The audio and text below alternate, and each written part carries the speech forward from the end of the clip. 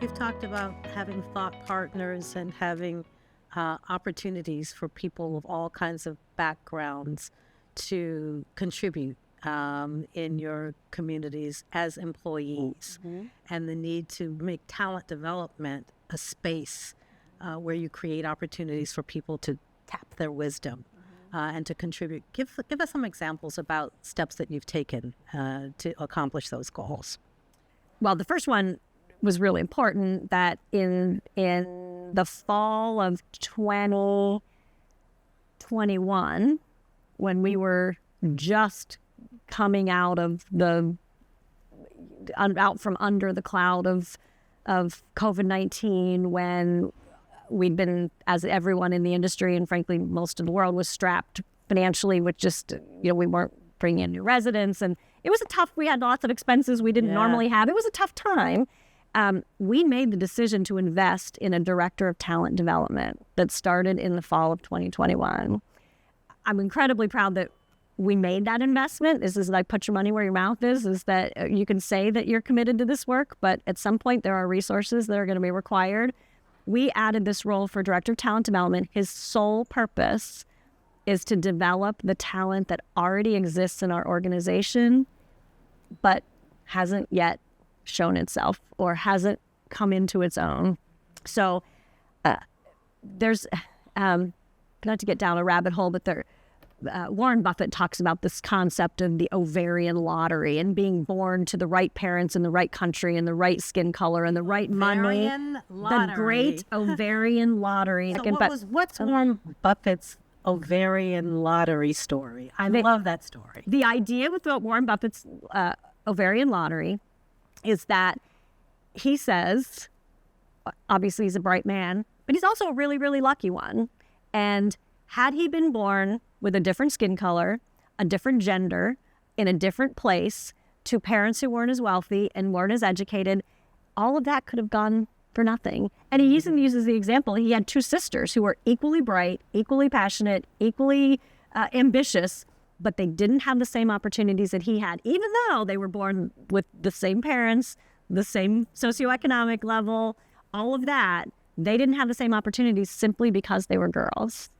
And he talks about how much untapped talent is sitting out there because they didn't win the ovarian lottery. And we really took that to heart and said, how much talent lives in this organization, but nobody has said to them, you can be a rock star, come along with me and I'm going to help you get there. People that haven't always had the role model, haven't had the support, haven't known that this is even possible for people who look like me. So one of the ways, and you ask for examples, one of the ways that we promote that or share those stories is we have things we call associate spotlights.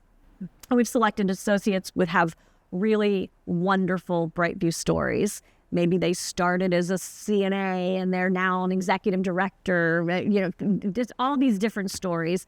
And we allowed those people to tell their story. And the hope is that if I look at that video, I go, wow, if Gloria can do that, so can I. If Darylus can do it, I can do it too. If Lavonda can make that happen, why can't I make that happen? So they see these role models, some of which are peers, some of which are in leadership roles, but they see that role model and they say, I can do this too. It creates, again, an environment where things are possible. One thing that we know Warren Buffett cares a lot about is setting baselines and tracking data and looking at trends towards progress.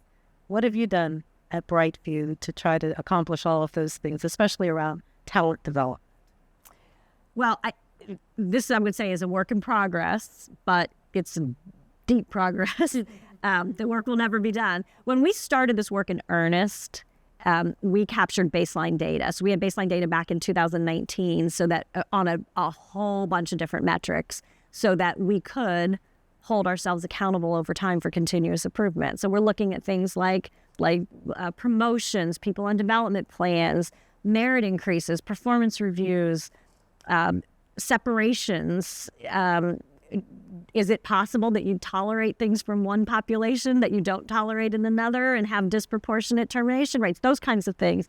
So we're monitoring and tracking that stuff over time to hold ourselves accountable to that continuous improvement and always having our eyes on that.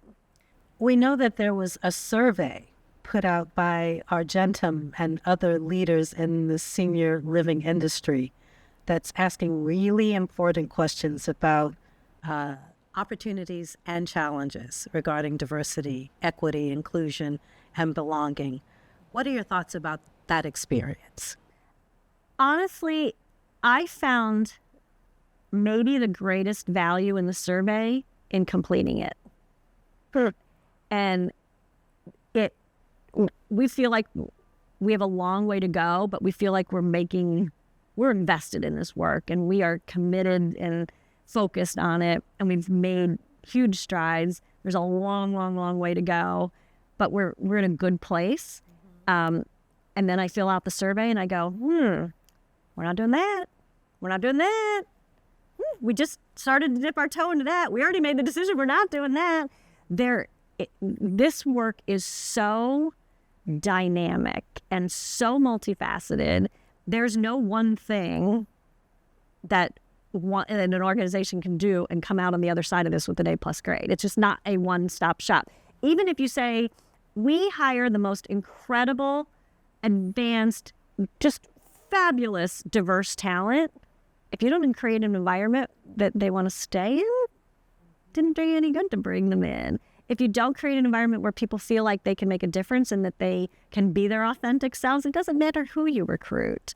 It's not one thing. And I think that some of the value in the survey is just understanding there's a breadth of stuff that you could be doing, and maybe it didn't even cross your radar yet. But it really just paints the picture of just how dynamic and multifaceted this work really is. So when we talk about diversity, equity, inclusion, belonging, access, we're talking about creating opportunities internally and externally, aren't we? Absolutely. How so?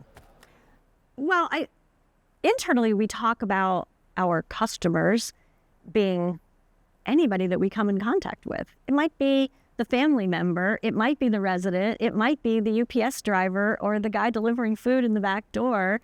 We want to be sure that we send the message to everybody. We don't have one set of conduct and one set of expectations for the way that we treat residents and something very different from the way we treat other guests or visitors or associates. It's one set of expectations for respect and inclusiveness and having people feel welcomed and feeling respected in our environment. That applies to everybody. And then when we talk about the external implications of having an inclusive environment, we all know that for some cultures, aging in place means aging in place at home. Certainly as an African American or in the Hispanic community, in some parts of the Asian community, we aren't always thinking about senior living communities as a viable option. And yet there's all of this wonderful these wonderful offerings that you described. In my decision to join this industry, I'd been a banker for 20 years and was thinking, do I really want to do this? Because I had those horrible visions of being a Girl Scout singing Christmas carols at the nursing home. And I remember awful sounds and smells and behaviors, and it was a little bit scary. And that was what I thought it was. And boy, it's not that. And so this incredible eye-opening for me, but we have to do that for entire cultures and entire segments of our population who don't yet know senior living can be a great place, whether that's from a career standpoint or whether that's from a residential standpoint. So at Brightview, we talk a lot about celebrating all that makes us unique. And I love that word celebrating because it's tangible, it's action, it's exciting, it's something you can get behind. But unique is so important for me because we often think about diversity in terms of skin color, and it's so much more than that. It is our color of our skin. It is the gender of our bodies, but it's the gender we live with. It's the gender we identify with. It's the political beliefs that we have and the religious beliefs that we have and the way that we were raised and the messages that came from our parents and the lived experience of the world. It's so much more than just skin color. And when we cobble all of those things together, we end up with a very different point of view, collective point of view than we had when collecting that from just one characteristic. We want to celebrate all that makes us unique.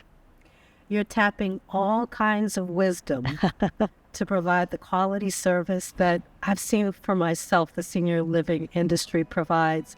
And now we just have to keep making progress, not be pessimistic, but know that we'll learn and we'll grow and we'll learn some more, and let lots of folks know that there are many more opportunities to care for our loved ones.